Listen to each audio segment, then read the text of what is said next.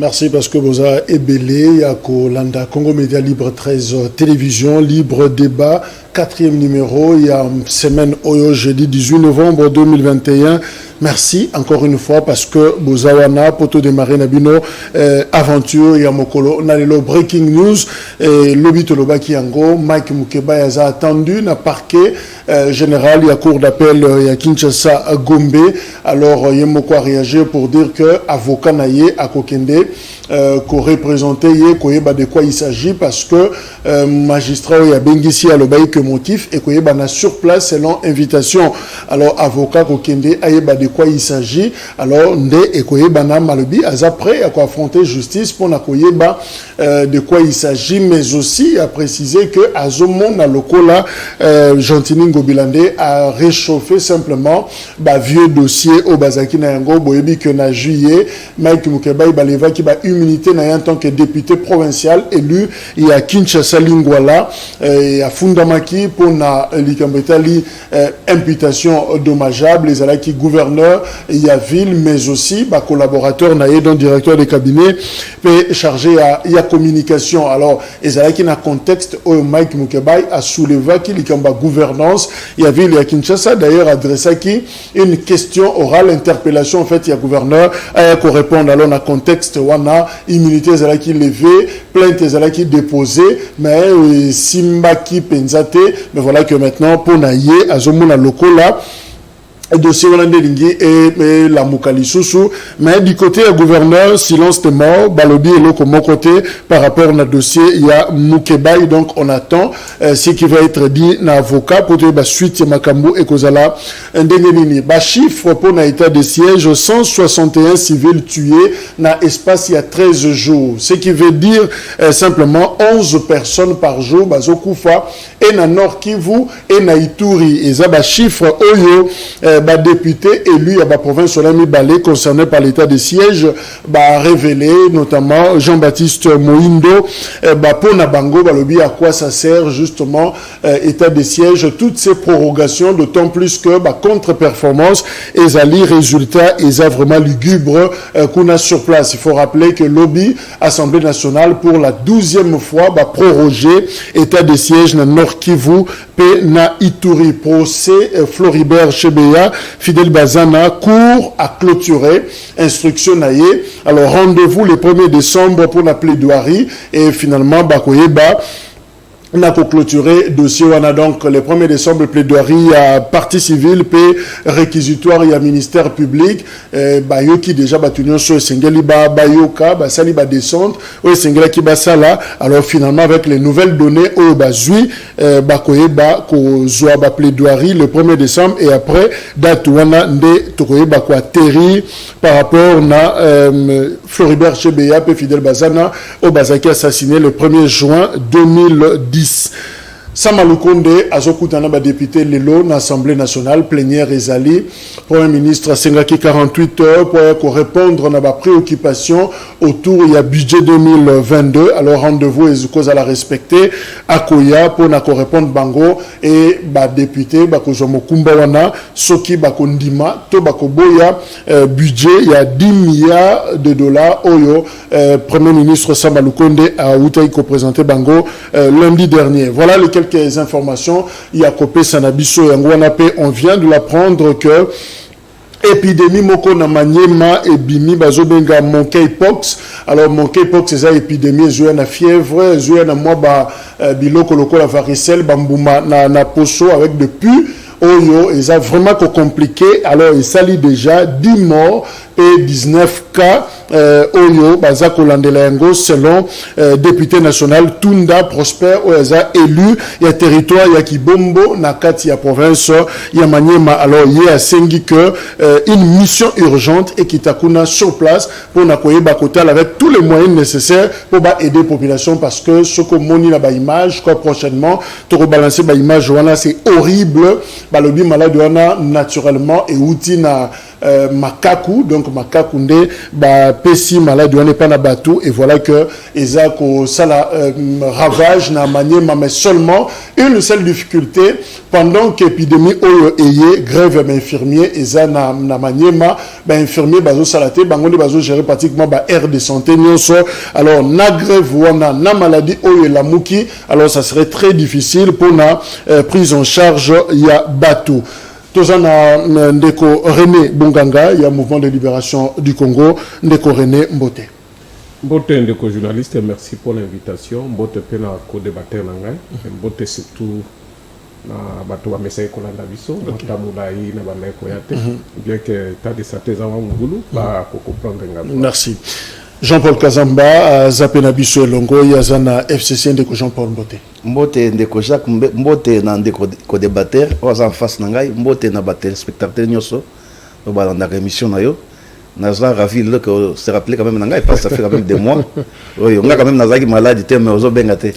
Ça c'est fait mzamba ku maman pour songer nanga. Merci. Enfin Ozawana. Merci. Voilà, la grande information, lobby, président de la République, Akutana Kina diaspora congolaise, Bazala Kina Kin Plaza, Baska Solo Laki, comment est-ce que Bakoki ko impliqué diaspora na reconstruction ya mboka, rôle ni exactement bande konabiso o babima na mboka bapaya, Sengeli Basala pour na kotombola mboka na biso Congo, est-ce qu'il faut faire confiance na régime ya Félix Tshisekedi pe ya Union sacrée pour que bandeko babima qui soit pour des raisons économiques ou politiques, bazonga sikao pour na ko investir pour que jouer rôle moko majeur na kati yamboka yango toko essayer ko kolobela je sais que baza ebele o bazolanda biso libanda yamboka. Alors selon ba statistique baza ko estimer population congolaise au baza libanda ba citoyens congolais au bafandi libanda na diaspora na 2,7 millions de personnes selon magazine ya ONU bazobenga Afrique Renouveau mais Jeune Afrique un article moko a estimé un na 5 millions il y a des Congolais au bazar Libanda Mboka par exemple na Canada de 1991 qui no 2000 ba estimé ba immigré na 5575 wana il y a République démocratique du Congo 56% na bango ba fandi plus na région francophone il y a Québec na États-Unis d'Amérique kino de 90 kino na 2009 tozana 6861 personnes oyo bazana États-Unis d'Amérique bref ba congolais baza partout na mokili Bimba, il y a même une étude et Salimina Bamboko Rondi Mate Baza, mais Baza Kuna Nakati, République sud-africaine, de 93 à 96, 2383 personnes au Basenga qui asile, Baza Kuna, France, en 1978, Ezaki na 12 réfugiés, Bazaki ba étudiants, mais en 1982, ba commune à 5498, Belgique, n'en parlons même pas, Kunande et Sika Batoubaza, vraiment ébélé, Royaume-Uni et autres. Alors, est-ce qu'ils peuvent apporter quelque chose dans la République démocratique du Congo? Ndeko Jean-Paul Kazamba, est-ce qu'on peut croire dans le rôle moko il y a diaspora awa nambo cannabis avec tout ce qu'on a comme difficulté? Est-ce que Bandeko diaspora va ça quelque chose? Merci Ndeko Jacques pour notre tour. Kanisi mon frère ndenge toza nambo cannabis awa on va bien diaspora. Bon na ibite bakutana kipo na ndenge ya koya ko investir bien na ndenge ya incorporer na kati ya gouvernement pour ba pesa maboko musale kende liboso. Parce que ce que ça que pour abeng sa diaspora ya ba ko pesa mboko na gouvernement pour na ko ba que ça régime que ça aux abois et en perte de vitesse pour ko ta bonde ko na mona so ko kan voix na présidence de la République ezaka ba na poto ba tondi wana ona ko ba komi ko mona poko ba melaka masanga baliaka qui ne faut rien ministre ça ba ministre belé bazaba na poto mais qu'est-ce que ça a changé ce que ça na cadre et investissement investisseur azali ba bengi ndeko Tshisekedi depuis ayi na bokonzi. Ça dit combien de voyages? Plus de 100 voyages. Bah, millions de dollars et mis combien? À la recherche des investisseurs. Investisseurs, ils ont bien en économie, ils ont gibier péré. Pour y aller en Mboka, pour investir, il faut que le terrain sécuritaire est garanti. Terrain économique est garanti. Pas pour investir en Mboka. Il n'y a pas que des Congolais, il y a des Blancs qui veulent. Mais comment ils vont venir tant que situation sur le terrain, il y a Est. Comme nettement aventure, mascarade. Parce que quand on parle d'investisseurs, il y a investir avec ça. Il y a aucun de Congo central, il y a aucun de Est, bipai na bipai moni ka ko investir makambo za malamu. Mais le temps où l'État c'est qu'on appelle des missions traditionnelles. Mission traditionnelle l'État la sécurisation des personnes et de leurs biens. Ils allaient garantir l'intégrité territoriale. Mais maintenant que l'État est incapable de garantir la sécurité à Batuna à Biloko na Bango, Batuna ko le collaborer. Montre ko investir. Yo 10 minutes par exemple ba bengi Général Motors. Ndenge ba piller na niveau ya Masinawa. Le gros c'est ka zonga pe na mboka wa. Tango ya Monique serré jusque là exacté. Moi je crois que mon frère Wana Zali distraction ça ne va rien apporter à Kena ina gomela masanga na bana poto. Parce qu'ils vont venir ba komona ke terrain environnement ezali rassurant. Mais ce que ça que pas ça bango na kati gouvernement contre beba sur makasi ngona. Parce que déjà ceux qui sont ne font absolument rien. Mais ceux qui ont pour investissement, ils ne vont pas venir. Parce qu'ils vont venir comment tant que jusque là sécurité na mboka ezalité. Quand on voit est les gens meurent chaque jour. Les quand on a bien état d'essai comme 20 slogans. Na wutu ko la na yo logo kuto swinga na wutu ko la ngona radio na tongo. Ba député est baza contre état de siège te. Ba bien cause en bazo mona tino na ngote. Est-ce qu'il faut pas changer ba généraux baza wana to nini? Bambongo ezoya ekuta kisasa ekomi na niveau est pour na futa soda baso bazo mona mbongo ate mbongo wana ekokita na tongo na pe na poko et mati avion ezo ngisasa. Merci de Jean-Paul. Siko na environnement wana investir sérieux ni yakoya na mboka pour ya kosala nini? C'est ça le vrai problème. Alors ndeko René Bonganga, est-ce que ça est important travaux et forum de la diaspora et ça vient hôtel Kin Plaza, est-ce que c'est important et seulement est-ce que toro ozwa et loko moko ya malonga et que me pas la bande qu'on a biso ba kenda libanda? Merci beaucoup ndeko Jacques. Je pense que la question est claire. Pour les rapport et la diaspora et cause à la nini dans beaucoup la biso. Parce que c'est important chef de l'État koutana ba diaspora.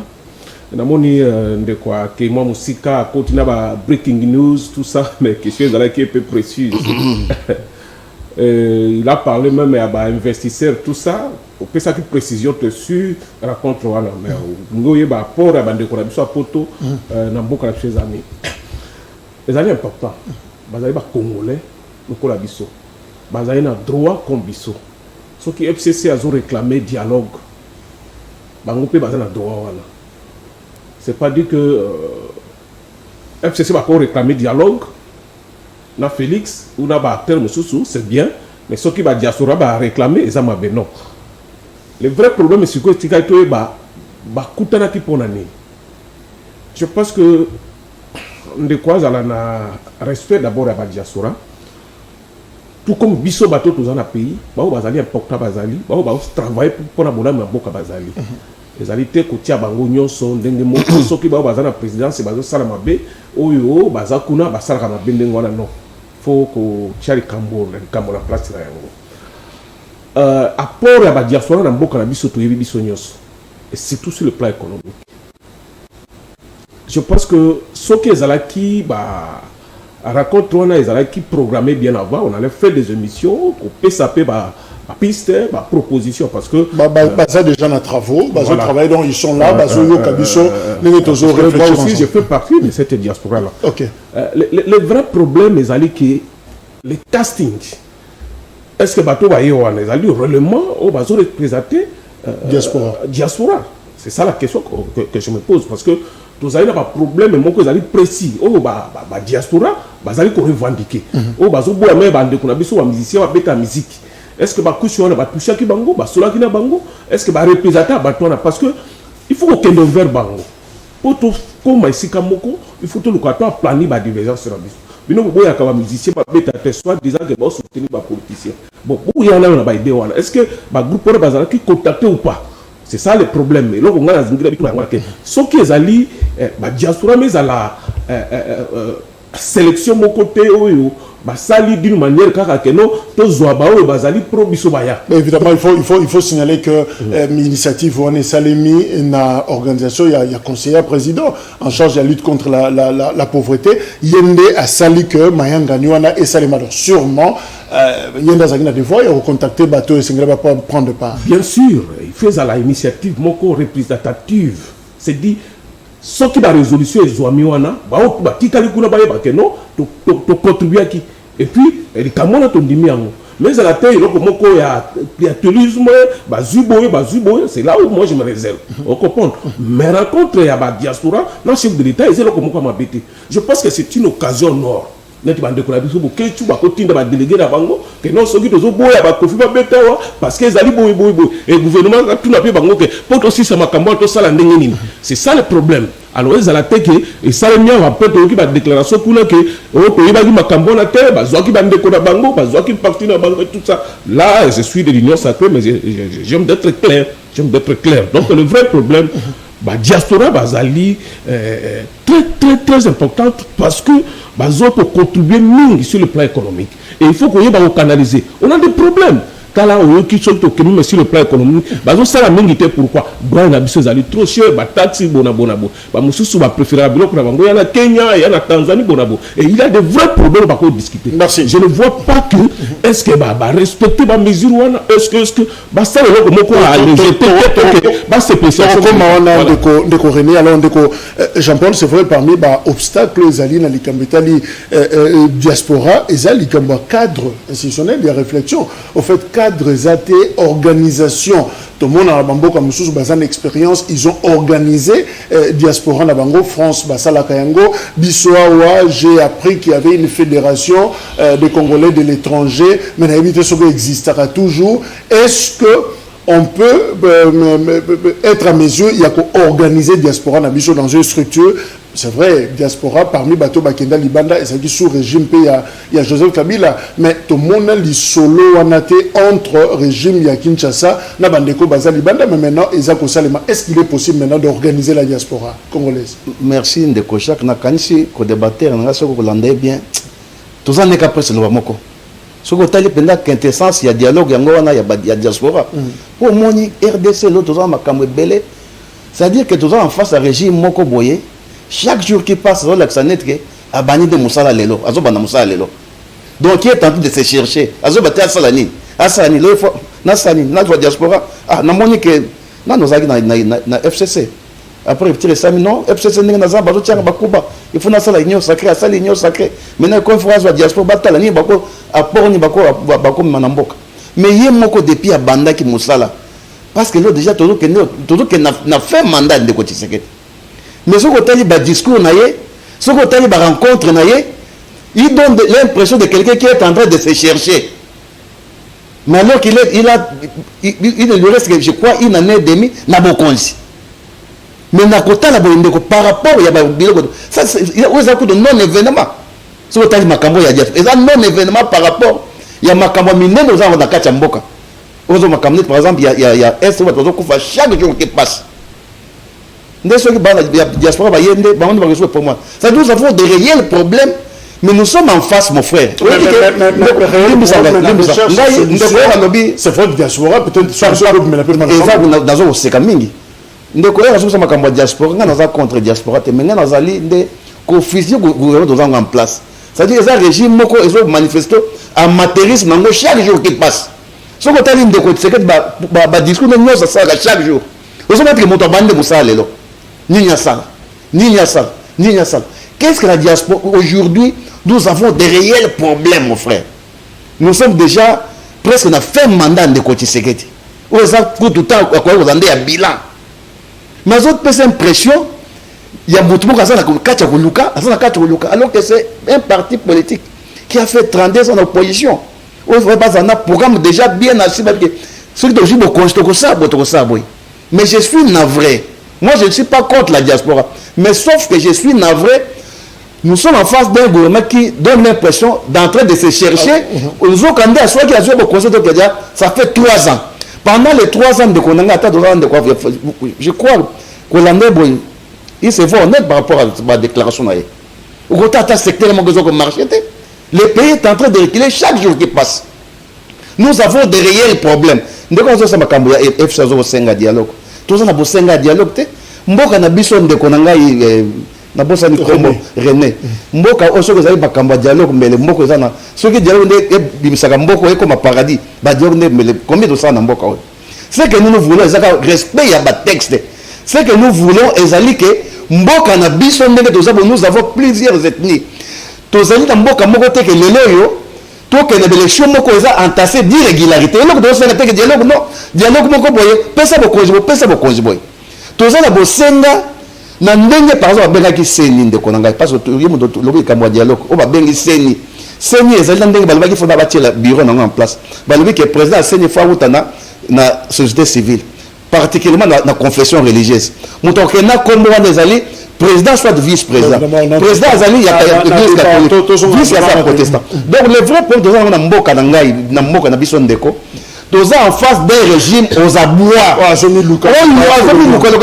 dialogue avec la diaspora ça ne va aboutir à rien peut-être kutuka na kanisi ndeko tshelo ko aza mwana poto azotala parce qu'avant il a aussi des comptes à rendre na poto afanda des années azwa bandinga muso apesi mwa misala mususu ka apesi mwa misala te yango na bengi bango baso live ba mususu bisika na ko pisa mwa bandinga dans entreprise po musala ndenge yango na ya ko satisfaire ba diaspora merci mais ça ne va rien donner Jean-Paul parce que ce n'est même pas ça l'essentiel que cherche les peuples les servent. Alors ndeko René en fait la stratégie ni sengeli gouvernement il y a union sacrée ba sala pona ko attirer bandeko il y a diaspora ba ya ko investir ba ya ko s'installer ba ya ko participer justement au développement ya mboka parmi la solution président lobby il faut qu'on pense na ba loi ko assouplir ba loi sur la nationalité par exemple kota la likameta li ba condition d'entrée hein kokota biloko ça pose problème uti ko lo balikambu ya douane awa quelles sont les stratégies réelles oyo bino parce que ndeko Jean-Paul a lobby on devait tâtonner ezali bozomi luka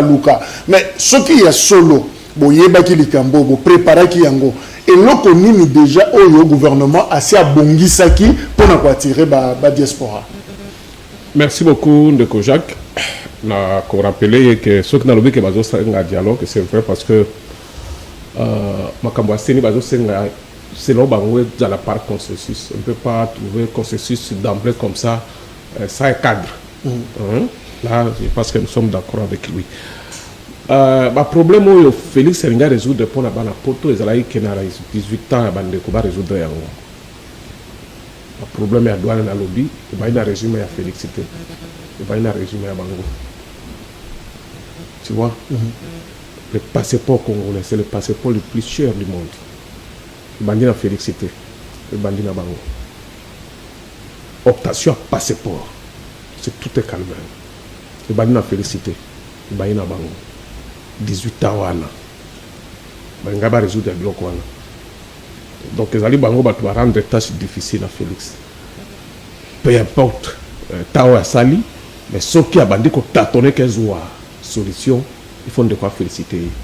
Pour eux, à sali 18 ans. Douane tikalika kabongo. Le cher dans le monde.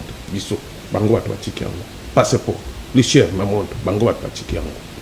Diaspora pas un passeport, c'est tout un problème. Alors, ceux qui ont tâtonné pour avoir une solution dans ma je pense qu'il faut apprécier puis à souhaiter quand même bango va continuer dans l'effort. Alors, na ko les proposition concrète. Le problème est d'aller décourager ba diaspora pas na biso d'abord les alliés douane d'abord. Ceux qui bloquent banyo kwa makamingi ba mususu balinga même ko ya koteka biloko na bango wate balinga bakende ba investir ba mboka mususu ba pai tala par exemple partie à est ba mbonga de douane mituka comme Mombasa et comme Dar es Salaam bongo ki ndande ku côté na Kisangani on se comprend parce que douane les amakas gouvernement est raisonné d'abord sur ça. Deuxième problème passeport. Au frère, ce que vous en avez pour passeport, c'est un problème sérieux. La salle de demande personnellement, c'est très difficile. Or, difficile na nini on a azwa passeport seulement problème est ça na après ali cher ba sombaka yango ba pesa ka bambongo siko ils ont bloqué wapi c'est ça le problème la ministère des affaires étrangères les ali logique ko bande ko batikaki alors ceux qui ont sacré to yere le mot na esprit à ko changer il faut changer système wana problème sous c'est makambo itali ba nationalité tu vois, et comme la proposition, ceux qui ont la nationalité, ça pose aussi problème.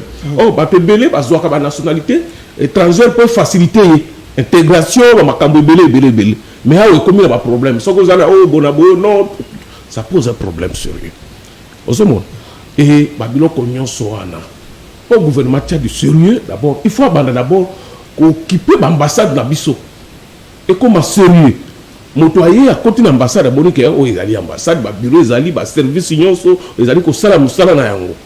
Vous comprenez? Donc, Babylone, quand on voit ça dans un premier temps, et ça, Babylone, comment ils allaient, n'a pas dire, mais qu'ils ont un impact rapide. Vous comprenez? Donc, la diaspora, ça n'a pas cambré belé. Diaspora ko yawa akome maba investisseur awa soki akomi awa akota ministère boye no bon awa 10% awa bona arasiraki bato aye na bango akomi découragé azongi c'est pas sérieux donc soki ezali raconte wana ezali solo pe pour associer mboka balo bango sagan et surtout casting na yango ezala sélectionné te na ndenge mosusu ke no baluka kaka ekolo moko boye baluka parti moko boye baluka bona fanatique moko boye oso comprendre là tout na zolo bango pona bolambo ya Congo na zo attaquer mon tout mais je suis sûr de moi parce que na yebi OK voilà. Alors, Ndeko Jean-Paul, est-ce que le régime actuel est rassuré, est ça va garantir parce que Ndeko Babima, nous avons raison, moi et Belé, notamment des raisons économiques, Misso Bakenda Kotanga, Maboya Kozonga, je rappelle d'ailleurs depuis 1920, Batuali Bosso, Outa na Congo, Kepoto, c'est là donné tout ça, ils sont étudiants d'abord, Bakenda qui pour des raisons, il y a des études, mais les lois est commis, ceux qui battent Babimi. Si ces classes, à Mitikale Liga, Kuna, Bali, à Boti, à Selma Kamios, comme pour dire, ça ne rassure pas qu'aux Zonga Namboka. C'est vrai, Bino Bogéré, 18 ans. Lélo, Tshisekedi Aye, est-ce que ma belé est bongi et comme il est fertile pour que Bandekona paie sa confiance, non, on a bombé et puis bas soit risque à Zonga Namboka. Deko Jacques, merci pour la moto. On a canisi, ce qui totali, Deko Tshisekedi Nandeko Kabila, mon toisois chance à côté quand même Mboka Oyo. Il y a beaucoup de faté mais aussi de la Mokezan de Kotisekedi. Sur total vers les années 97, Mobutu Kima a tiré Mboko Ezaki enterré. On n'avait rien. On n'avait pas de route, on n'avait pas l'armée, on n'avait pas un fois dans la banque, on n'avait rien dans Mboka. Le B était enterré. Mort et puis enterré. Ndenge Mobutu a tiré en 97. Mosé Tokotanga était parce que Mosé a joué avec Ngonge Belete. Ndé Kabila est Kozwa. Ce côté de l'armée aux Bonana Est, c'est armée restrictée et modernisée par Kabila. Mobutu a tiré Banzelate. Mobutu a tiré un avion de chasse mon côté. Mobutu a tiré un char de combat mon côté. A tiré un soldat dans Tamba Balagom. Ce côté Zate. Et ça, Ndeko Kabila, ceux qui le montent encore, ceux qui montent encore là. Nandenge Mboka Kutaki. Et ça, Kabila, ça, tu sais que dit Kabila na moyibi na été. Mais à qui Mboka et pas dans quel état? Parce que moi, je suis Mosé, à Zouagi, moi, Mouké. Mais au bout, tu as tiré Mboko l'état nini. Peut-être qu'on a une union sacrée, Bazab amnésique, Babosanaka. Moutouazoua qui Mboka a enterré, c'était Kabila entre les mains de Mobutu. Où il n'y avait plus rien. Bachar de comment on appelait Nyonso, Balanga, Moteur Nango, Bachar, comme ça, Massoua na bango, Basali Massoua, Balanière, Bazo Kenaka. Il n'y avait rien. L'armée Zobuna Est, c'est Kabila qui a restructuré ça et modernisé. Donc, les noms Yondeko, s'il y a quelqu'un qui pouvait pleurer, c'est Kabila. Et non, qui continue à pleurer aujourd'hui. Ndenga Zoua qui ne moque pas à Kabila. Par rapport à Kabila Zoua qui n'a Mobutu. Et ça, n'est pas mon côté. Et pas Mobutu Zoua qui n'est pas côté, mon frère. Armée Zoua comme ça, état de siège. Ata tenu mon côté, ata licence mon côté, à ce point armée. Et ça, armée, Kabila n'est à Tongi. Alors, ce Kabila. J'en pense que Kabila a hérité qui n'a Mobutu au sauté. Il y a beaucoup de femmes. Et non, côté, mon côté, 18 ans. Est-ce que a créé qui va circonstance moko favorable pour que Bande Kalibanda va y aller? Une très belle question, mon frère. Obi que Mboka Nyonso, obi que ceux qui législateurs ont alternance au pouvoir, n'a mis qu'il parce que comme ça Mboka paradis azate. Attends que na France, na France, Macron il faut que nous soyons à la plus, nous soyons à la boîte. Moi je dis que par rapport à Kabila, il y a Mobutu, le pays n'existait pas. L'autre, tu sais que non, avant la raison à tellement avancé par rapport à ceux qui a quelqu'un qui devait pleurer. C'est Kabila, n'est pas Mobutu. Tu sais qu'il y a côté Mboka quand même, il y a Kokunda Mate, attends Kokufate ma Kokunda Mate, il y a côté Mboka na banque, on a mis comment ça va voyager na kati. Les Camerounais de cause les Camerounais, on va bien opposition mon frère. Dans ça une opposition c'est un gouvernement de réchange. Car ça dit ce que pouvoir s'imiter gouvernement de réchange opposition aille à jouer. Parce que l'opposition est un chauffeur au volant, opposant à ça d'être boy. Azom on a il y a eu chauffeur. Azom il y a un volant à corriger c'est-à-dire quand je parle de tâtonnement, c'est un parti, l'IDP c'est un parti qui a fait 32 ans d'opposition. Et ça parti mon côté que na veille à l'élection, va de tâtonner, diaspora pour ma diaspora pour mes alliés à investir en général. Parce qu'on va bien investir à ça j'ai bien péré. Et ça que pour ça congolais, à ça va mal en bon rapport à ça congolais non. Azali investisseur, à ça en bon on aille, il faut y a wapi. Est-ce qu'il y a du sérieux? Il faut confiance sérieux. Les investisseurs bâtirent à Bango. Baza bâtiment côté ndenge zo tama mokima. Boya te. Et ba moni sérieux zate. Et ba moni que na est bien les aussi là parce que quand on parle de l'investissement, on sait que c'est seulement investisseur qui Kinshasa. Mutomota be de sika ko kende no so na ke sika bona ko sa bo. Il faut ba investisseur et ça les cambo ba dialogue wana te parce que et de benga diaspora peut-être limisa ndeko to solo. Pour mes alliés que mboka na biso développement mboka na biso besoin de prendre pe na ba investisseur. Qui dit investir tout en âge confondu, à la congolais, à la belge, à la français. Investir nyoso, à la principe moko. Et si il y a un kende, à coût environnement, ils ont affaibli. Climat des affaires, ils ont affaibli. Exact que les cambo, il y a boyé. Merci toi. C'est vrai que investisseur Aza Gibier Moko Péré, Ndeko Jean-Paul Aouti Koloba, Ndeko René, est-ce que vous rassurez dans le cadre de réunion sacrée? Est-ce qu'on peut croire encore na Congo sous Tshisekedi? C'est vrai, Kabila Tikela Guino Mabélé à Malamou. Est-ce que le lobo Baloli Mabélé en bien pour séduire finalement l'extérieur? Bayako investir parce que Bandeko Diaspora, c'est vrai, il y a beaucoup de choses en l'autre côté de la poche, mais Azana ba contact, Azana ba relation, Bato Robert le Bango l'Isoloa Congo Baya. Est-ce que l'Isoloa Congo Lelo peut être accepté Libanda? Merci beaucoup, Ndeko Mopanzi Sango. Mais ndeko nanga aza na mémoire courte na yoki azolo ba Mobutu atikaka eloko te ba char de combat et tout ça bon ba Congolo bazolanda biso bazali kokambwa donc oyebi ke ba char de combat nduki Mobutu atikaka ezali tango bango bayaki na ba Rwandais bite ba Rwandais bazwaki ezali ba char de combat bazotia na vieux zonga na mboka na bango voire mais bandako ya mobutiste ya ba généraux ba karo bazwaka ekendaka ndeko wazwa courage wana ya koloba likambo wana. C'est faux. Ce que dit que Mobutu a tika ba avion, a tika ba char de combat, a tika ba blindé. Vous comprenez? Mobutu avait tout laissé. Ba Rwanda ba yakana bango ba zwa biloko wana nyonso ba zongisa bango. Il est témoin. Ce n'est pas Tshisekedi atiaka James Kabarebe de chef d'état-major awa. Ce n'est pas Tshisekedi atiaki Bosco Tangana général. Lorsqu'il a allé Rwanda. Il faut y ba respecter ba époque. Mobutu azaki na mabena surtout sur le plan économique. Mais pour na unité en boka pour la armée et tout ça de quoi qu'on néglige Mobutu na ngambo na te donc on a ali précision alors que Kabila a tikeli Félix Bonabono est-ce que Kabila ba groupe armé na est motatika ki ngo eza Mobutu non motatikeli Tshisekedi ba groupe armé na est ezana c'est pas Kabila non de quoi qu'on ça ba tout ezana tina mon côté moni soki toko yakawa to yakapoto formé wa congolais to pesa pe makanisi na biso puisque to yebi ke ezana présidence ezana na primature bazana monitoring bazolanda biso bazwaka pe ba analyse moko eko lekawa po batia na musambo ke kendi liboso donc tu ne peux pas quitter la maison yekaka to ya ko critiquer tout ça to zana campagne te to proba objectivement to ça ba réflexion moko eko ko tonga moko. Est-ce que vous êtes digne de confiance? Voilà. Ce que je peux dire tout simplement que beaucoup ils ont appartenu à Tshisekedi de mon côté, ils ont appartenu à yo na yenanga. Mutna muto azo responsabilité ezala maloba. Na misala ni nazali ko sala po mboka oyo avancer. Je pense que na saluer rencontre wana. Mais na pesi ba réserve nanga.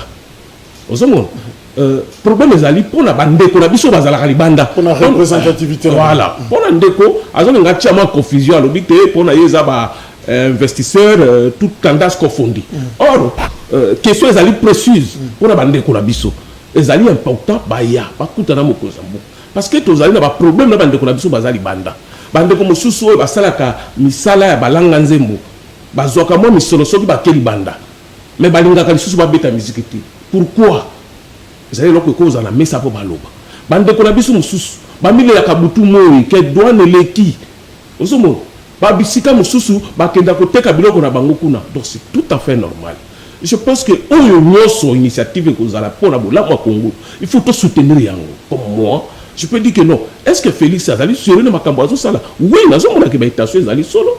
Donc la kozela soka komi na suka taper à côté et je veux dire qu'il a échoué. Mais tant azosala a bandi déjà, ils ont déjà prophète ya malheur que non bonabo. Mais comment? Aujourd'hui na iloko malamu sa na mboka na ozali nani? C'est pour ça que tout balobaka ndoki ya Congo, ezalaka congolais moko. Je pense que l'initiative wana to ko ndo encourager to bestele mo ba biloko mikende ndenge na zolo ba wana.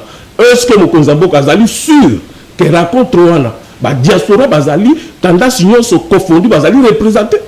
Il faut tenir compte na yango.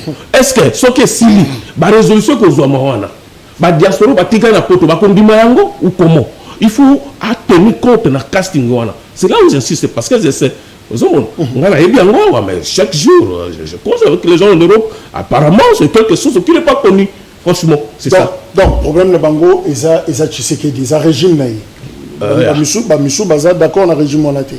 On foulé au pied, ils ont ce saline. Je pense que le problème de la diaspora, ils ont seulement Tshisekedi. Je pense qu'à l'époque, il y a eu une opposition forte, il y a diaspora. À l'époque, il y a Mouzé, à l'époque, il y a Kabila fils. Tout le monde quand même combattre la résistance. À l'époque, il y a Félix Yawa, tout le monde peut bazali. Alors, ceux qui me konzamboka, n'a pas conseil naé, balingi dialogue na batwana, deux aïlo comme kaka pour la félicité. On a Kabila ba mis opposati. Tout le monde pas mis opposati. Mais va ça la diagnostic moko sagan. Parce que le vrai problème c'est quoi? Pour la sousou bazaka contre Tshisekedi comme individu, mais bazali contre le système. Les gens bazali contre le système à Kabila. Alors, le système à Félix, bazali contre la nini. Ce qui Félix a remarqué que non, la revendication de Bangazali tout à fait légitime. Il s'incline à ça et puis pour que Mboke Kende Liboso. Jean-Paul, est-ce qu'on a suffisamment réglé les problèmes en interne et pas dans les Congolais au Baza à RDC pour que finalement tout baluka total bandeko bakenda libanda? Est-ce que kopé sa bâtonnier s'oppose à il faut sortir finalement namboka, ça dit pose à la bien pour bonga pour yako investir, il faut d'abord sortir. Est-ce que en interne par exemple le budget na biso makamotali crédit investissement makamotali chômage makamotali jeunesse na biso ko créer entrepreneuriat namboka, est-ce qu'on a suffisamment fait en interne pour que on a Congo bimité banda déjà ko investir avant que nous abattions bazali banda? Merci de répondre à la question. Na longola qui faut pas indécorer. Na lobité que RDC ton histoire en mboka na biso zaki na ramete. Mobutu avec to zaki na ramete moka makasi et ça qui va exploiter na Tchad et ça qui va exploiter en Angola. Mais au crépuscule du pouvoir de Mobutu na ba dernières années na Bokonzi, à la chaque armée force combattante, hein ça beneki DSP. O zaki pour la sécurité na yé. A bossa za beneki force combattante. Ok, si vous avez un problème avec un pays adverse. Armée, tout ça qui n'a pas même bout de négliger armée, tout était détruit. Ce que au moins soldats, vous voyez, quoi ça DSP, oh soldats Yanzala boye, oh force combattante Yanzala, DSP de la sécurité. Donc l'armée n'existait plus. On avait une armée forte à l'époque, mais au bout de la armée, on a souka beaucoup d'ailleurs. Comment il faut combattre la sécurité que territoire national. Il y a un sac DSP, à communiquer avec la DSP, ceux qui salaire à Malonga, ils ont des DSP, ceux qui Moutouka, ils ont des DSP, ceux qui Téni, ils ont des DSP. Moi, il y a des forces combattantes, Kotakoli, Nyosowana, Baka, Lubunga, il n'y avait rien. Donc peut-être Zaki dans Bogate. Armée Zaki, mais dans le dernier jour, on bout. Zaki soulte. À tirer que bien avec DSP ou ailleurs. Ce que mon soldat nous autres net santé DSP. Moi ben soldat même si on pas mes agité. Donc il n'y avait plus rien. Ce que je me bout à 97. l'autre salle ça fait 24 ans atika basoda atika bazana âge pour le babona na est parce qu'ils soutiennent les soldats bazaki ils sont plus âgés ils ne savent même plus quoi faire. Les soldats qui combattent aujourd'hui sont des soldats formés par Kabila. Les armes qui sont la logistique achetées par Kabila. On avait une armée à l'époque, mais que Mobutu avait négligé. À ça, il y avait des experts. Moussoua n'a pas soutenu en côté de la carte de Gozobosa. Il est comme un régime, mon frère. Nous avons critiqué parce que Mboka Ndekonanga René, Mboka dans les pays normaux, il y a des gens qui Mboka lobby, dans les pays normaux, il y a un gouvernement 100 jours après. Parce que, comme non, mais tout est jusqu'à quand, mon frère René? Le pays appartient à nous tous. Nous avons une cause depuis 2019. Dans les pays normaux, le gouvernement est-ce qu'il y a après 3 mois, après 100 jours? Est-ce que, qu'est-ce qui a quand même que, boy. Mais ça fait 3 ans, vous ne voulez pas que les gens parlent, que tous ont critiqué. Tous ont critiqué parce que vous voyez que le pays est en train de reculer. C'est à 100 jours qu'on devait déjà parler. Mais on ne savait pas parler. Non, mais maintenant, comme on a souka ndeko nangai. Tout le bâté. Alors que dans des pays, il va m'embaucher le fan du gouvernement. 3 mois après 100 jours, il va y avoir mais dis que 3 ans, pendant les 3 ans, quand on a négocié, aucun secteur ne marche. Les Camerounais qui a gratté, et ça les recule. Et là, ils ont dit populisme. Les Camerounais ont gratuité de Konanga Irénée. Et ça, les Camerounais, mais oui, parce que pourquoi nous avons critiqué? Nous avons critiqué, si nous parlons, c'est parce que nous voyons que rien ne marche. Ce qui m'a quand même mais nous voyons que rien n'est en train de marcher. Ce qui est les Camerounais gratuits, ils ont dit populisme. Le bisou apparent comme il faut foutre à son pour battre son bon pour ne pas bataille. Mais est-ce que baso motivé en interne batou bas à la peine en émulation wana ba investir est-ce qu'il faut forcer émulation mon frère on de konangai ezako de Kamwa ya congolais to unité pour mais ça y investisseur en général moto a lokimbo on est na moto ki na ye alors quand pour ça congolais a nonga pia coopérative na Congo mo on est gochola donc les Camerounais la diaspora on a bango eza les Camerounais eza les autres investisseurs en général pour attirer bango pour attirer bango il faut les Camerounais bénir le népotisme les Camerounais bénir le tribalisme et les soute mais ils les alliés mais bango au-delà de ça il y a le patriotisme bango baza d'abord bana Congo ça dit ezamboka na bango donc on parle pas des investisseurs de manière générale ezam d'abord bandeko ya biso tozo solande ko tozo sona biso ata lobi ndenge wana moto aloki mbongo na motoki na ye agoya teke pas ezamboka na ye akochola et azo ya wana parce que ndenge na zwaki mbongo c'est quelqu'un de principe aza sentimental teke po aza congolais tozo na le parote okoma woto beteki bale te bien po tozaki payete to beteki bale te po tozaki motivé parce que mutu oyo azwi mbongo na ndenge motoki na ye eza teke po aza congolais to po aza congolais te ndenge azwi mbongo na ye azoya c'est vrai que eza mbongo na meke e dakoya na kosaba po na zwa boya retour un investisseur vise les intérêts aza affairé aza mutu moto ayekosala philanthropie te soki baye mpo na philanthropie ça va ke toye mpo tosunga bacongolais topesa bango kolia topesa bango mela mais soki baye mpo na koinvestir c'est-à-dire aye mpo asala azwa baintérêt et général baintérêt na bafere akosala mais na ntango ndenge ndeko azoba wana yo ye oyo babengi par exemple makambo abengi ya népotisme mpo aza ndeko ya mpo aza ekolo boye il faut basala na boye so okende na ministère boye mpo makambo atili ezosalema ezosala bake mpo kuta ministre boye faut 10 000 $, faut 5 000 $, faut ezosala lelo eza Kabila so moto aza wana te Kabila depuis akende ça fait 3 ans au moins epesa nga passe tantôt ndeko esika na rejoindre yango wana Mobutu akeye mon frère ça fait au moins ça fait 24 ans lelo soki na bosani depuis Mobutu akenda 97 mais il est dans comme Mobutu on va se akenda lelo bande ko fa na pouvoir pendant 3 ans ce que bango on dirait il donne l'impression que bango na so de comme na 2023 bilan bango zako Kabila sala ke nini nde bilan na bango yango wana or lelo bango na 3 ans parce qu'il fallait ils ont fait d'abord 32 ans à l'opposition na 32 opposition ils ont parti mo que ça na droit et lelo 3 ans après ba ya ko tatonaka c'est que j'ai eu beaucoup 2 ans après na zo mona net que union alliance ngana FC de la cash ndio zo si maintenant zo tianga bakuma bazo sala ngaboy il faut na ça union sacrée ça union sacrée gouvernement soi-disant de warriors ne bakino bazo bengo qu'est-ce qui a marché merci mais par contre le pays est en train de créer davantage donc c'est un gouvernement qui est aux abois qui est en train de se chercher pour nangai Jacques excusez-moi excusez ngai pour nangai il n'y a plus rien d'espérer dans ces gouvernements. Parce que, si pendant 3 ans, ils n'ont rien foutu, comment on peut croire que dans une année, ça ne peut faire quelque chose? Alors, je ne crois pas. Je ne crois pas du tout. Par quelle magie? René, on répond justement à la question. On a 3 ans à pouvoir. Est-ce que vous créez suffisamment environnement pour que Batouba se développer en interne? Batouba soit chance wana pardon il y a que soit bon, est-ce que la politique publique ezali ou je permettre Batouba exceller quand même? Est-ce qu'il faut kaka Batoulé lo babima? C'est vrai bandeko nyonso bazo kuta na rotana pour na kosola eza bato peut-être que tozaki na bon na quartier, tozaki na bon na commune moko na auditoire, mais il y a bunde abimi. Il devient différent de bateau baninga oyatikaki awa. Alors, tout le belasco bao batikali awa. Est-ce que faut te conseiller bango babima pe balanda batuana to tikala awa et bino bo créer suffisamment de conditions pour que mouton émerge tout en étant à Kinshasa ou au Congo? Merci beaucoup Ndeko. Je salue déjà Nini. Je pense que les alliés ba congolais au ba pesa qui Félix Manda ba ko sala évaluation après 5 ans. Ce que Monique a sali l'autre côté. Dans parcours, non? Bien sûr. Voilà, on a fait ça. Ouais, parce que question est Zolinga. Tout fait ça bilan. De toutes les façons, en matière d'investissement, on va dire que Congo mingi pour la corruption. Je pense que les machines sont mises en place. Au bande ko basala qui attention à côté. Tout le monde quand même moi battu belé pour la mission à l'état.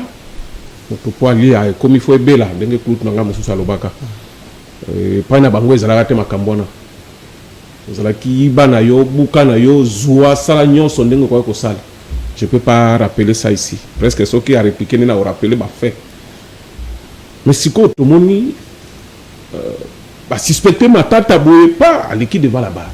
Justice de l'obité ezalibo. Tout le monde peut ba tout mususu neti ba ancien ministre nous balé mon qu'on a prison mususu accueilli jusqu'à présent au Samba. Tout le monde a payé façon dénoncer tout ça. Donc la matière à investissement ça commence à rassurer parce que lutte contre la corruption est déjà visible. Vous comprenez? Et je ne peux pas dire que c'est suffisant. Moni nazali congolais nazo bika na mboka oyo. Je ne peux pas venir sur Kolobake. Non, tout ça va bien. Non. Je demande au gouvernement, ça là est fort. Pour la vie sociale à Congolais. Kolobake, Makambo, Italie, gratuité. Ça pose un problème. Non. Je pense que si ça ne va pas, qu'on arrête. Ça, c'est ma position. Mais pour pousser le gouvernement, ça a mal. Mais parce que bande ko na biso FCC soki olandi bango ba soki médiatique na bango ezali ligne moko bien tracée que kuna boko ko ba loko mususu il n'y a pas à féliciter, il n'y a pas à encourager, il faut critiquer mais soki ya ba c'est vrai mais soki ya bango ba so critiquer est-ce qu'on ko loba o eza encourageable o c'est ba encourager na pesi exemple de René tango zolo baba jeune bazota la yo na télévision sikoyo ba jeune wana na proposition budget projet au premier ministre Akenayengo a réservé pour l'emploi 0,27%, a réservé pour la jeunesse 0,22%, pour la ligambetali enseignement 13% seulement. Ce qui bazo tuna yo président René to bima to kote la ta soyo Angola toto tikala awato zela kaka après 3 ans oyo. Est-ce que la situation peut changer toto landa ba master au bazali banda oyo ça va. Je pense que ce que Zalaï qui est tout ça la débat sur matière à budget ngana ibsa malheureusement na Zalaï konaté. Je pense que ngai comme bonganga na kritikaki makasi proposition à budget wana. Et j'ai eu même des réunions avec quelques députés OK le long fona landela bango soki ba ko makambo wana. Omoni tout ko le kabo ba diaspora on le baki en peu clair ce qui baza par exemple 80 na libanda ou 100 na libanda 80% les apona ba réseau économique alors to ko rassurer ba wana bazonga mais ba o baza ba pas bimater to rassurer bango na nini c'est ça le vrai problème ce qui gouvernement est kebi penza si ka ko rassurer ba tomber na budget o jeunesse atala na na disposition na biso ba check combien te so na standing class na si ta que jeune musaleza na ko za embaucher rapidement ou bien na kebo na ko mi se retrouver. C'est ça la vraie politique. On peut surtout c'est un gouvernement ça là yangoana. Donc c'est là voilà c'est ça l'état. Non c'est là pour ça. Te yo zo senga te. Biso ke zo senga yo sala parce que yo savez de la pouvoir. Non. Yo ndo za pouvoir. Nous avons même droit. On devrait jouer esquiver en haut. Non, on a esquivé. Je m'adresse à l'union sacrée. Je ne suis pas dans les exécutifs. Je ne suis pas dans les exécutifs. Je suis congolais comme tout le monde. Mais dans les années, parti politique, dans les années, l'union sacrée. Et j'assume nos alliés na carte. Mais nos alliés, on n'a pas produire thé. Nous avons un bilan, on a 2023. Parce que nous avons géré avec ce gens ici, dans 1+4. Nous partageons bilaté. Ils ont géré avec nos ito. Et dans l'élection, nous partageons bilaté dans nos ito. Donc là, tu sais qu'il dit, Kabulana Bemba. Nani? Tu sais qu'il dit, je pense que yo zone baga tia polémique mais yebi qu'est-ce que mais ça n'a résumé. Conseil nous nos petits jeunes. Tobima totikala. Ce qui totikala, qu'est-ce qui a changé dans 3 ans? Oh, tu sais que d'accord pour rassurer. Non, restez là parce que la situation est différente dans la bande d'économie babima. Non, la quoi ça va jeune qui ko bima pe ezali solution te. Ozomona, po biso pe to bima siko to za to salami. Ce qui connaît la capenza bien. Pourquoi tu zungi na mboka? Ozomona, to zala wa to réclamer ba droit na biso awa. Ozo comprendre? Mais oui. Siko to salami, to tike to ki mboka to kini. Pour avoir les gens qui ne gardent pas jeune. So que l'ambassade au coup de ma vie, monsieur Bazar, vous avez ma visa. Dans les cas, tout fan d'un déawa, tout conseil gouvernement, vous avez solution. Jean-Paul, peut-être même question. Est-ce qu'il faut Toyebi Sabatoba Tikala, Totoyebi Sabatobo, Kende, qu'on aura sous quoi bien, ou un rosong comme diaspora, ou investir? Est-ce que ça m'a compris que Kende to Kende? Et ça, bien ça par rapport à Moutier Mogo, n'est-ce pas Negembo Zotambo? Lelo penda lelo na mboko toza penda boye ke oza mwana azwi circuit ya visa libanda mboka pareil na ko ya mwana kende ata yende ngazana bana ye azwi copie ya visa ya ngaba ko ke to fanda to nyoka ma to bongisa mboka lelo ndo ko penda so po azwi ki mota ko malibanda aye lati veste ba benge président mais tantôt pour ça que m'a pété pour benge président mais le lati veste de wanate on se comprendre c'est à dire que ça être ko seka bat nous sommes en face d'un régime lelo to sa génération moko il y a beaucoup de choses à sacrifier. Et ça coûte tout ça moi na que fanda. C'est comme moi au bindo kit. Que moi par exemple j'ai copie un visa, toi ya nini, te fanda, c'est ça bon ça mboka na 2 ans etikali. Na banza ndeko il y a rien à espérer. Ce que tali na buta ko landa lobby awa. O ba bengi institution président de la République. Et la première institution en mboka. Il y a des fois un modèle. Mais ce que tali ba bengi dépassement budgétaire et tout ça mandé kona. Na ba bengi présidence de la République ba ndeko na kanisi ya quand même frère na maloba na ba dépassement budgétaire ya zali président soit père de la nation yenda ko ko za modèle mais ba dépassement budgétaire ça kuna ezoko ça na mawa soko tali ndeko makambo zo wana likambo ezaki ya alliance FCC cash bo kabonwa lele boti mbomani na union secret si ba vantir na ba vantir so que na Sénat espace dépassement budgétaire soko tali mboso. Il n'y a rien de bon à espérer, mon frère. Il n'y a rien à espérer, il n'y a rien à espérer. Les Kamabengi diaspora, les Kamabengi congolais. Et ça, les Kamabengi, ça m'a dit que fan en Mboka, toi, fan en Mboka. Et ça, par rapport, on a qui dans moi aussi, à Outaki Angola. À ça, en Angola, 20 ans. Aya, à Sombi le Pango. Ça, c'est ma petite propre. Aya, à Sombi le Pango, à Sali, boutique habitée, dans la zone de Mboka. À Sombi le Pango, aya, habité dans la zone de Mboka. Asali 6 mois ta tegel pango zongi Angola le pango wana na mbongo ya Angola le kambo na Angola zamba na Angola kuna asali ba faire kuna na Angola habité mboka mo pape mabe c'est diaspora ngoye wana aya zongi habité na mesa na kisasa asombi le pango na kisasa tokena asombi le pango asali boutique ya munene ma petite même père même mère asali boutique ya munene mais asali 6 mois ta zongi Angola abi zamba ko fanda te pona nini abi environnement ça permettre te gafanda de ndeko Kabila tire $, na combien na 16 les ans 220 si ils ont ba répercussion na ba bengi ba na niveau économique dans Koki Congo te. À Koki Congo te. Par exemple, des gilets na zando na 100 francs pour atteindre na 150 francs. Et aux on a tongo poisson na 100 et comme 200 francs. Akanga mbango ateka lupango ateka biloko azonga ngola. On a besoin de likambo nga mwana vivre ndeko alaninga sima ya mwasi. 2014. 2016 17 ans. Azongi avec Souti Seketi. Azongi ça fait 6 mois. Toujours sur la tête de Gonaka, toujours sur le. Nabi Azongi ça fait 6. Je pense même bon de Gonaka, toujours c'est quand même. Et ça passe c'est ma voix, c'est-à-dire qu'au moins de quoi ça, au moins les gens maloba. Comme on a été fait pourquoi donc hier mais pas kamala malobité. Ça veut dire que ça passe abi que na ko vivre na mboka OT. Le so que moi na yo boti que no fana ki sasa. Moi na voiture ta prison. Que moi zo ki copie ya bourse, to ya visa yango a Schengen. Ata moi na ye renende ngazawana. O copie ya moi na bengi ata venez na copie ya visa. Mbango ko langa na ndako. Ya to ko sa peuple waté. Donc nous sommes en face des gens des jouisseurs de konanga nyai, rien n'espérait.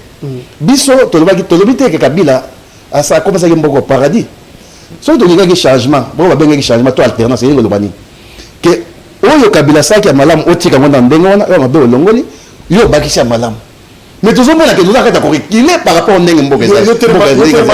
C'est pas une démonstration, il y a des konayo, des korené. Mais visiblement régime même ezoki misabatu mboka, to monika moko pratique y a des ko Jean-Paul nan de konayo outil Angola. C'est comme si vous êtes incapable de apporter un changement, en tout cas dans le mandat où il y a Souka. C'est qui la en 2014, sous Kabila, Makimi, la période dans la bino, parce que, oui, il y a du soutien. Akimi, il y a 6 mois passés.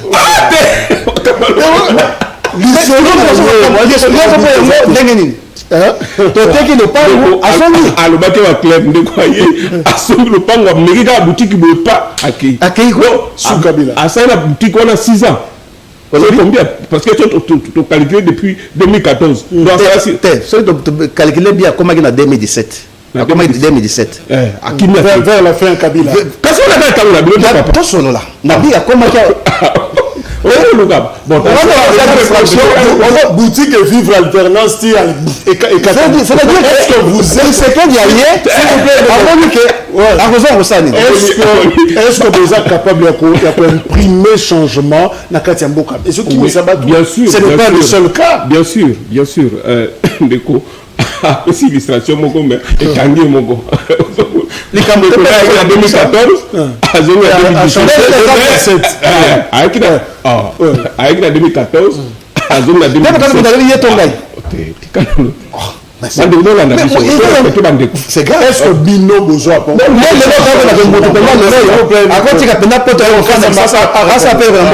oui, espoir ezali parce que de quoi Batika pendant 18 ans Batika budget na biso na combien okoloba yoloba yo mzwa pa yoloba budget na biso a bido kende botika ki na 4 milliards on va présenter le lot et ça combien 10 espace à combien des années? Vous avez la réponse. Donc, il y a espoir. Vous comprenez? Nous connaissons qu'il y a qui bon. À raison de la ressource. Nous avons qui a qui va y avoir étape pour la banque. À quoi les sous? Au monde. À qui va qui nous attend la banque? Bon, et là, comment ils allaient quitter? Et ça va être pour tout le monde. Ma pango. Et ça va qui bon. Au monde, ma passer va jouer rôle mon comme mon aimé. Pourquoi?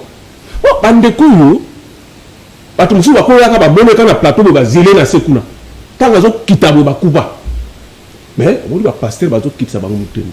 Parce que tant on de quoi zoloba, c'est comme si situation non ces alliés Félix mota créé non. C'est pas ça. Il y a ça les mots de konangaye. Parce que c'est comme si qu'est-ce qu'il a fait depuis qu'il est là? On est bien position na ngai na yaka pona ko produire résultat. Na zala ka objectif. Mais il faut tout le bas sérieux. Makamunde kwa zoloba. La situation nyoso bazolinga Félix a résoudre ngona 3 ans, 5 ans. Et ça lui le bango va échouer pendant 18 ans. Mais Nini déjà va résoudre dans 3 ans au quasi. D'abord, peut-être il y a déjà depuis le commencement que to coûter budget zana 4 milliards de to zolo baboy. ce qui devait passer bien comme il a 10 milliards. Ma casse la mobilisation. Il y a ma casse la mobilisation. Okay. Mobilisation, il fallait bango basala yango l'époque na bango. Basala quitter. Bambongo bandé ko compte na la poche à bat. Oui, très bien. Ma taxe bambongo zo uta na Brazzaville. 32 millions. Et oui, à l'époque, la poche a directeur à cabinet à chef de l'État. Et nous avons pris la radio, les journalistes de Boloba. Et c'est Bakanga Moutou. Nous sommes le Bam Biazali, témoins vivants. Na oya bandé ko loba, combien bandé ko bungi sa bandé. Mais au moins, dans mes colons, ils ont gâté, mon toit détourné de Batangi, mon toit suspecté de Bonabo. Comme mes débuts. Je pense que attaque au Félix à Sala, malam pour le caté, mais Bandeli, ils ont fait ça quand même espoir. Et puis, quand on va comme une soupe, tu vas compliquer Félix Bango, il va 2 ans à Bango. Et là, on va sali. Va compliquer Mboka. 2 ans, on va qui n'a pas de Bango. Non. Quand on va Makambango, on va Bonabo. À Bosnie, 2 ans, avant une autre, il y a Bazar. Question, Moko. Président René, tu bloqué qui banna en septembre, Batangawa, parce qu'ils ont fait maternelle, primaire, secondaire. Mais si tout le monde va fixer un montant, $150, $300, maternelle, na 7e, 8e, évidemment, secondaire paye. Tout cas, ça va na Tabraza, qui n'a pas continué parce qu'on les a retenus ici pour la gratuité, mais visiblement des gratuités et posez-moi problème, qui n'a pas libanda. Non, là je suis clair et sagant que les amabés, ça ne sert à rien qu'on précipite ma camp. Je me pose des questions que comment Ndekonangai Kouloutounango a en prison à maintenant qui gratuité on a. Mais le célèbre ministre actuel, il n'a pas arrivé à le faire. Donc je pose un problème. Qualité de ministre, marque de stratégie ou quoi? Bon, peu importe, pour l'intérêt à Bana, tout ça n'est pas en arrière. Les parents sont prêts à supporter les enfants. Mais ce qu'ils ont dans le gouvernement, ils sont responsables. Ministre, il peut se faire des missions. Mais ça, c'est quand on dit que vous avez pas de billets, parce que finalement, ça va poser problème. Faut-il croire en RDC, sous Tshisekedi, est-ce qu'on peut dire que l'espoir est encore là? Est-ce que signaux mon frère Jacques Nakanisi, au moins il y a une distraction. Populisme, chiffre. Depuis Mobutu, au Banque mondiale, a payé 1 milliard. Pour mes peuple, il y a assiette naïe. Sur le plan ménager, vu na yezandengeni. Et ça, mon chiffre, on a été. Parce que bon, tu vas le noter. Banque mondiale a payé boy, FMI a payé boy, ONU a sali boy. Et le peuple congolais a besoin de concret. A besoin de discours, on a des démagogiques, on a été, que vous savez que ni na combien, le reste on a combien. Tout ce qui est démagogie, tout ça là. C'est pas vrai. Tu as René, il y a pardon, tu as loi. Et sa conclusion, oui. Nathan, il y a le budget, on a botika qui budget na combien. Budget na combien, dollars, ils na combien, le dollar, ils na combien. Et là, tu sais qu'il y a 2 ans, on a ça, le côté pour la FCC. Maintenant, il y a qu'est-ce qu'ils ont déjà fait, mon frère? Si vous avez besoin de ça, et Bazaki na 4 alliances, FCC, dollar, ils na 16. Le dollar, ils na combien? 22. Mboka, mon cher frère, Mboka na biso, on a awa. Et ça, pour les Congolais, 21, 22. Kosomba dollar, 21, 22. Merci René. Na kanti Mboka na biso, et ça, Mboka, Moko, Léo, Toza, Bosenga. Peut-être qu'on a besoin, il y a un discours, on a besoin de concret, à mon vécu quotidien. Est-ce que ma concret? Or, l'élo, mon frère, l'élo. C'est de l'ongoni sentiment. Au moment où on a Kendeko, à une année et demie. Alors, ce qu'il n'a pas fait pendant 3 ans et demi, je vois très mal qu'il le fait dans une année et demie. Surtout que tu il y a retourné autour du pot. Il commence à net, par exemple, que aïe a commis au Kangabato. Ce qu'on a bien, ça plus règlement de compte. On a besoin, oui, c'est vrai. Si on a bien Kangabato, on va applaudir. Mais bon, pour la salle, si tout le monde a cassé ça, Mikolo. Et puis, Longondo, avec le ministre de la Santé, a détourné, il y a soignant, il y a Covid-19. Ministre, il y a FSA, bon, on a ça libéré qui. Et ça, pour le ministre de la Santé, bon, on a tiré un andako. Il y a un andako. Bakangaki était Longondo, ça, 24 heures dans la prison, nous avons liban dans un tambour. Tony Mwaba, au ministre de l'enseignement chikoyo. Babi que mbongo frère bancarisé. Mbongo bakota maboko te bimisi ni komo ke mbongo maboko bato pour de tentative de tourner ça. Azawa na libanda. Ça veut dire que biso eno ko to bande ko nga Jacques Tous on a besoin de mboka oyo, il y a Kabila te. Pour que Kabila fait son temps. Oyo ya mabe asaki, bango ba copie en loté. Donc on a makambo ya sika. Mais comme justice à 2 vitesses. Mon tête était Longondo, au détourné mbongo, mais là Azali Banda. Tony Mwaba, avec tentative de détourner mbongo, Azali Banda. Merci. J'avais le même justice, mon frère. Merci. Justice sur les arts de cap pour qu'on a bateau à Kala, on va faire le même bon temps. Même c'est pas non on a bateau va appeler parce que ne connaîtra pas ne quoi lingette Gilles a béni de passer de temps à la présence de bien dit que on a tina ils ont Maloba alors de quoi comme militaire qui déteste to sukisi wana botika na une année et demie l'autre mandat Isakoya ceux qui bolingi bo continuer na deuxième mandat wana non on repère ça d'abord on va voir qui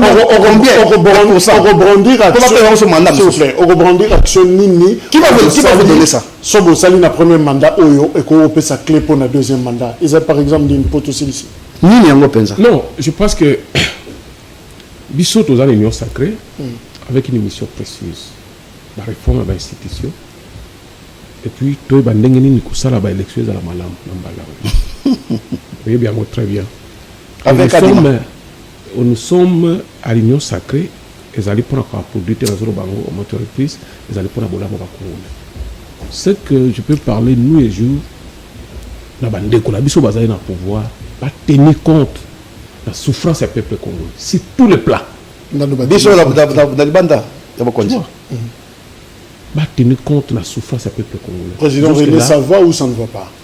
Là je peux répondre par oui et non. Voilà. 18h, 21h, rediffusion, lobby 5e numéro. Merci pour na bozala kebele à Kolanda libre débat mokonalelo. Clin d'œil na bande konyo sur la diaspora au bazako séjourner à Kinshasa dans le cadre du forum de la diaspora Oyo ezala qui lancé lobby par le président de la République. Merci. Au revoir.